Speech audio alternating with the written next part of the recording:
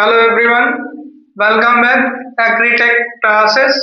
Myself Kapil Dev Yadav. मैं आज आपको पढ़ाऊंगा soil water conservation engineering and water shade, जिसमें से हमने पहले यूनिट ली है यूनिट 2, जिसकी आज मैं वन शॉट वीडियो बनाऊंगा। वन शॉट में एक एक टॉपिक, मोस्ट इम्पोर्टेंट टॉपिक को डिस्कस करूंगा। सबसे पहला जो हमारा टॉपिक लिया है, हमने टॉपिक कौन सा लिया है? Water shade. हमें बताना है कि वाटर शेड क्या होता है। वाटर शेड क्या होता है, हमने डिफिनीशन भी लिखी है, उसको बताएंगे क्या होता है। मान लीजिए हमने एक एरिया लिया, पार्टिकुलर एरिया। मान लीजिए ये मेरा एरिया है जहां पर हम खड़े हुए हैं। इसका कोई एक सिंगल आउटलेट होगा, मतलब इस एरिया में किसी भी जगह पर एक आउटलेट होगा, ठीक है। वहां से मतलब जहां से स्ट्रीम्स आ रही होंगी और सिंगल आउटलेट से ही निकल रहे हैं। जैसे कि आप मान सकते हैं आपके रूफ पर, यानी आपकी छत, कहीं भी छत हो, देखना एक सिंगल पाइप रखा होता है जिससे हमारा टोटल वाटर, अंदर का रिजर्व वाटर होता है, निकल जाता है। क्योंकि और जो इकट्ठा हुआ रिजर्व वायर होता है वो भी निकल जाता है। ऐसे ही चलते हैं इसमें। हमारा एन इंटायर एरिया, वही कह रहा, हमारा एक पार्टिकुलर एरिया, उसको एक पार्टिकुलर एरिया मान लेंगे। फिर उसके बाद विच है वह मोर स्ट्रीम्स। स्ट्रीम्स क्या होती हैं आप कहेंगे? स्ट्रीम्स जो होती हैं लंबी लंबी धाराएं, जो स्ट्रीम्स एक इधर से आए, इनपुट इनपुट धाराएं, मतलब एक स्ट्रीम्स इधर से आ रहे, एक इधर से आ रहे, एक वाटर सोर्स होता है। कोई रेंगते हुए वाटर इधर से आ रहा है, इधर से आ रहा है, इधर से आ रहा है। ये हमारे क्या हो गए? स्ट्रीम्स हो गए इनटू इंटायर एरिया, और उसी पार्टिकुलर इंटायर एरिया पर आ रही हैं। लेकिन लेकिन इसमें क्या होगा? It's have a single outlet. अभी हमने बताया उसका एक कॉमन आउटलेट होना चाहिए, उसी को क्या कहते हैं? वाटर शेड कहते हैं। अब एग्जांपल से हम समझाते हैं। मान लीजिए हमने एक, आपने देखा होगा तालाब, एक तालाब पॉन्ड देखा होगा, उसमें कई जगह से धाराएं आती हैं, लेकिन उसका निकलने का आउटलेट होता है, एक होता है, सिंगल आउटलेट होता है। जैसे कि वाटरफॉल ले लो, कई झरने होते हैं, वहां एक सिंगल आउटलेट होता है, लेकिन इनकमिंग जो धाराएं होती हैं बहुत सी होती है। उसी को क्या कहते हैं? वाटर शेड कहते हैं। और दूसरा है हमारा वाटर शेड के हमारे कंपोनेंट क्या है, मतलब उसके अंदर यूज होने वाले कंपोनेंट। कंपोनेंट हमारे क्या है? सबसे पहले वाटर शेड बाउंड्री। अब देखिए हमारा जो इंटायर एरिया है, देखिए अब ये देखिए हमने फिगर ड्रा किया है, फिगर में देखिए ये इंटायर एरिया दिया हुआ है हमारा। इंटायर एरिया में इसमें क्या दिया? फर्स्ट वाटर शेड बाउंड्री, इसकी जो साइड बाउंड्री है ये हमारा कंपोनेंट हो गया। दूसरा हो गया drainage drainage network. Drainage network, आप कहेंगे सर ये ड्रेनेज नेटवर्क क्या होता है? अब देखिए इसमें जो स्टीम्स आ रही है, बहुत सारी स्टीम्स आ रही, इसी को इस जाल को हम कहते हैं ड्रेनेज नेटवर्क, ठीक है। फिर आउटलेट, अब देखिए यहाँ से भी स्टीम्स आ रही, यहाँ से आ रही, यहाँ से आ रही, लेकिन इसका जो आउटलेट एक ही जगह से ये निकल रही है, उसी को क्या कहते हैं हम? आउटलेट। अब लैंड सरफेस, ये जो कोई पार्टिकुलर एरिया होगा, सरफेस होगा, वो एक ही लैंड पर होगा, मतलब अर्थ सरफेस पर होगा। ये हमारे मेन चार कंपोनेंट हो गया। अब सबसे पहले मान लो आ गया define watershed and its component. क्या लिखोगे?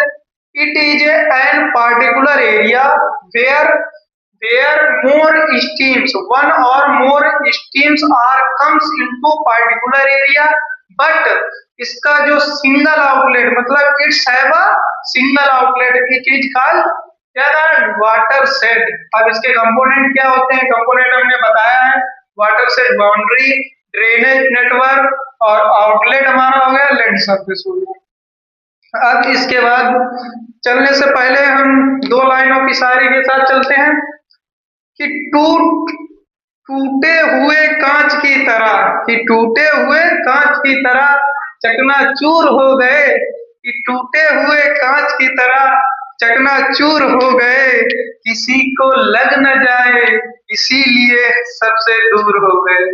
चलिए चलते हैं हम जियोमॉर्फोलॉजी ऑफ वाटर शेड। अब देखिए हमने टॉपिक पहला, हमने फर्स्ट टॉपिक वाटर शेड इसके कंपोनेंट हमने डिस्कस कर लिया है। अब हम चल रहे हैं अपने जियोमॉर्फोलॉजी ऑफ वाटर शेड, मतलब वाटर शेड का अध्ययन कैसे करते हैं। देखिए हम जियोमॉर्फोलॉजी जो वाटर सेट की है उसमें क्या करते हैं, सबसे पहले हम साइंटिफिक स्टडी करते हैं, उसके बारे में स्टडी करते हैं क्या क्या होता है।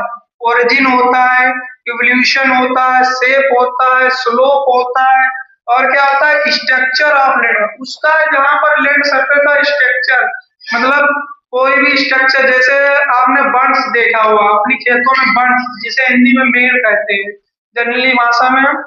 अब विद इन वाटर सेट, जो वाटर सेट के साथ मतलब उसके जो इफेक्ट होते हैं, जैसे सॉइल का इरोज हो जाना, इरोजन आजकल इंडिया में मोस्ट प्रॉब्लम है इसकी, सॉइल इरोजन की, जिससे हमारी फसलों को बहुत ही नुकसान होता है। उसकी वजह से हम कई फसलों को उगा नहीं पाते क्योंकि हमारी सॉइल इरोजन फर्टाइल बहुत ही खराब दयनीय है।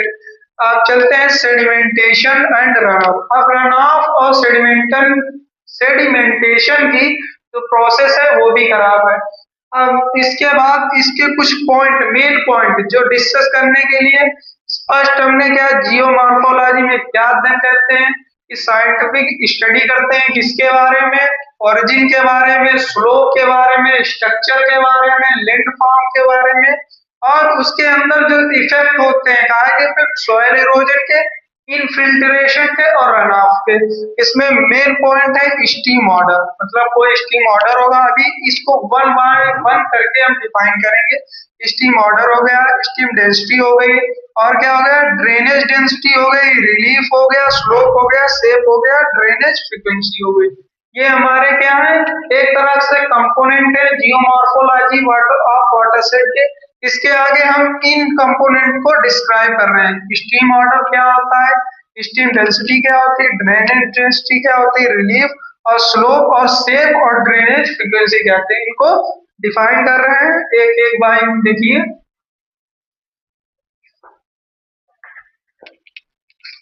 देखते हैं सबसे पहला हमारा क्या है स्टीम ऑर्डर। फर्स्ट हमारा क्या है स्टीम ऑर्डर।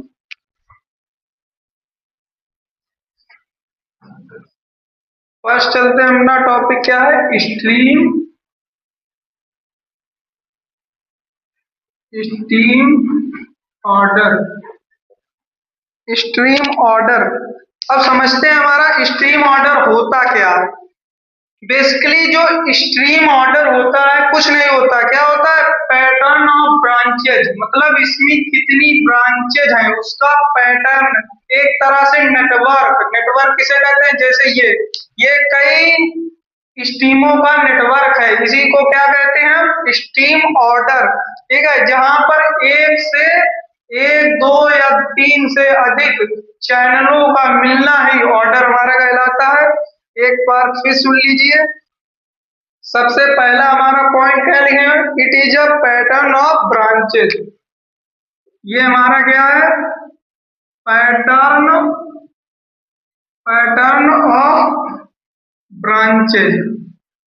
अब कहेंगे सर ये ब्रांचेज क्या होता है, ये हमारी जो ब्रांचेज है स्टीम की ब्रांचेज हैं, ये सारे नेटवर्क को हम क्या कहते हैं स्टीम ऑर्डर कहते हैं। एक बार जैसे हमारा देखना या यहाँ पर वन और वन मिलकर कितना सेकेंड ऑर्डर बना, यानी वन एंड वन मिलकर कितना बना टू ऑर्डर बना। यही हमारा क्या कहलाता है, टोटल नेटवर्क को क्या कहते हैं स्टीम ऑर्डर कहते हैं। दूसरा है स्टीम डेंसिटी किसे कहते हैं, दूसरा पॉइंट है स्टीम डेंसिटी, यानी स्टीम डेंसिटी क्या होती है। अब स्टीम डेंसिटी क्या होती है इसको हम लिखते हैं एस डी, एस डी। इसको फार्मूले से समझते हैं, एस डी, ये स्टीम डेंसिटी होती क्या है S D N S by A. ये फॉर्मूला याद रखना है, स्टीम डेंसिटी अगर पूछेगा तो क्या फॉर्मूला होता है एन एस बाई ए होता है, जहां पर एन एस क्या है स्टीम ऑफ नंबर्स है और ए क्या है एरिया ऑफ बेसिन। अब कहेंगे सर बेसिन क्या होता है, बेसिन ये हमारा बेसिन पूरा टोटल जो पार्टिकुलर एरिया होता है जहां पर वाटर इकट्ठा होता है उसे बेसिन कहते हैं, उसका एरिया और जो होता है स्टीम ऑर्डर, इनका नंबर, स्टीम ऑर्डरों की नंबरों की संख्या।